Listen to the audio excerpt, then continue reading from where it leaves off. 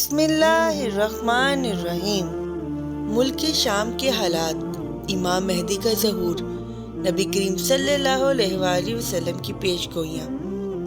अल्लाह के रसूल सल्लल्लाहु अलैहि वसल्लम ने क़यामत की निशानियाँ बतलाते हुए फरमाया कि ऊँटों और बकरियों के चरवाहे जो नंगे पाँव होंगे वो एक दूसरे से मुकाबला करते हुए लंबी लंबी इमारतें बनवाएंगे और फख्र करेंगे। अयाज शेर में इमारतों का ये मुकाबला आज अपने अरूज पर पहुंच गया है।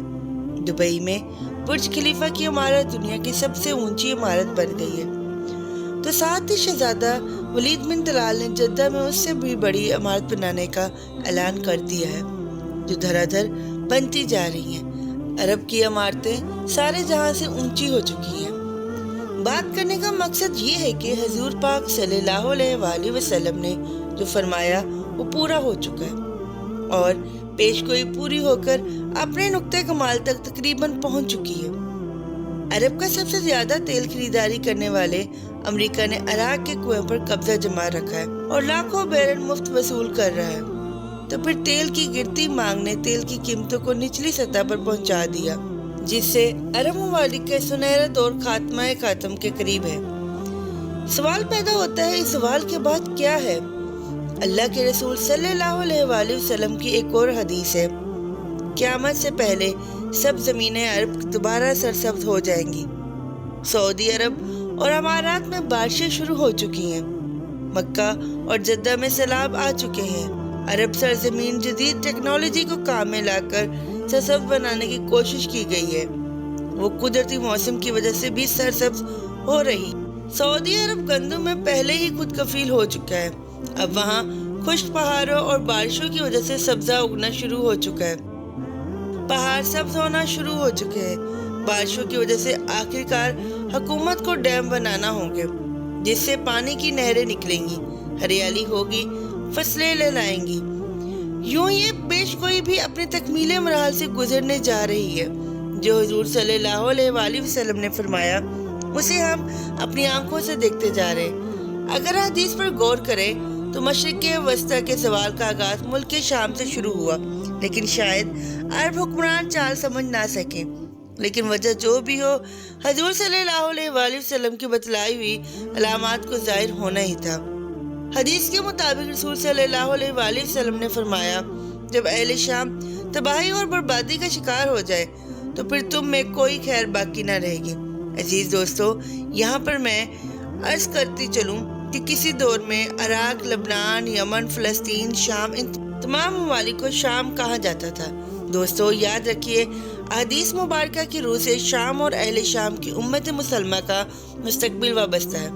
अगर मुल्क शाम ऐसे ही बर्बाद होता रहा तो पूरी उम्मत मुसलमा की भी खैर नहीं। वैसे तो 90% बर्बाद हो चुका है।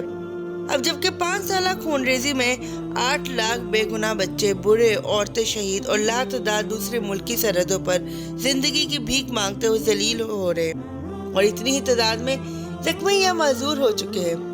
लिहाजा शाम मुकम्मल तबाही के बाद अब नज़ा की हालत में है। इस हदीस के हिसाब से अरब ममालिक के सुनहरे दौर के खात्मे की अहम वजह मुल्क शाम के मौजूदा हालात हैं। गोया नबी करीम सल्लल्लाहु अलैहि वसल्लम की एक और पेशगोई अलामात जाहिर हो गई हैं या हो रही हैं। याद रखिए कि मुल्क शाम के मुतालिक इसराइल, अमेरिका ने जो झूठे बहाने बनाए, लेकिन उन सब का असल हदफ जजीरा अरब है, क्योंकि कफार का अकीदा है कि दज्जाल मसीहा है। इस वजह से ये लोग दज्जाल के इंतजामात मुकम्मल कर रहे हैं, जिसके लिए अरब ममालिक में अदम इस्तेकामात पैदा करना है, क्योंकि मुल्क शाम पर यहूद और नसारा कब्जा करना चाहते हैं और ये होकर रहेगा। हज़रत मेहदी अलैहिस्सलाम के ज़हूर से कबल चुनांचे किताब फतर में है कि आखिरी ज़माने में जब मुसलमान हर तरफ से मगलूब हो जाएंगे, मुसलसल जंगें होंगी, शाम में भी ईसाइयों की हुकूमत कायम हो जाएगी। उलमा किराम से सुना है कि सऊदीया, मिस्र, तुर्की में भी बाकी ना रहेगा, हर जगह कुफार के मुजालिम बढ़ जाएंगे। उम्मत आपस में खाना जंगी का शिकार रहेगी। खलीजी ममालिक सऊदीया में भी मुसलमानों की बाकायदा परशिकवत नहीं रहेगी। खैबर अल खैर सऊदी अरब का छोटा शहर मदीना मुनव्वरा से 170 किलोमीटर के फासले पर है। उसके करीब तक यहूदी और नसार पहुंच जाएंगे और इस जगह उनकी हुकूमत कायम हो जाएगी। بچے کچھ مسلمان مدینہ منورہ پہنچ جائیں گے۔ اس وقت حضرت امام مہدی علیہ السلام مدینہ منورہ میں ہوں گے۔ دوسری طرف دریائے تبریہ بھی تیزی سے خشک ہو رہا ہے، جو کہ مہدی علیہ السلام کے ظہور سے قبل خشک ہوگا۔ اس لیے جب مشرق وسطی حالات کو مخصوصاً مسلمانوں اور ساری دنیا کے حالات کو دیکھتے ہیں تو صاف نظر آتا ہے کہ دنیا ہولناکیوں کی جانب بڑھ رہی ہے۔ فرانس میں حملوں کے بعد فرانس اور روم میں عالمی جنگوں کی بات کر چکے ہیں۔ سوال پیدا ہوتا ہے کہ اس عالمی جنگ کا مرکز کون سا خطہ ہوگا؟ واضح نظر آ رہا ہے کہ مشرق وسطی ہی متوقع ہے۔ یہاں بھی ہندوؤں کی رنجشیں اور کشمکش کے بڑھتے حالات سے بھی لگتا ہے کہ غزوہ بند کی طرف رخ کر رہے ہیں، کیونکہ حضرت ابو ہریرہ رضی اللہ تعالیٰ عنہ سے روایت ہے کہ رسول کریم صلی اللہ علیہ وآلہ وسلم نے ارشاد فرمایا، میری قوم کا ایک لشکر وقت آخر کے نزدیک ہند پر چڑھائی کر دے گا اور اللہ اس لشکر کو فتح نصیب کرے گا، یہاں تک کہ وہ ان کے حکمرانوں کو بیڑیوں میں جکڑ کر لائیں گے۔ اللہ اس لشکر کے تمام گناہوں کو معاف کر دے گا، پھر وہ لشکر واپس رخ کرے گا اور شام میں موجود عیسیٰ ابن مریم علیہ السلام کے ساتھ جا کر مل جائے گا۔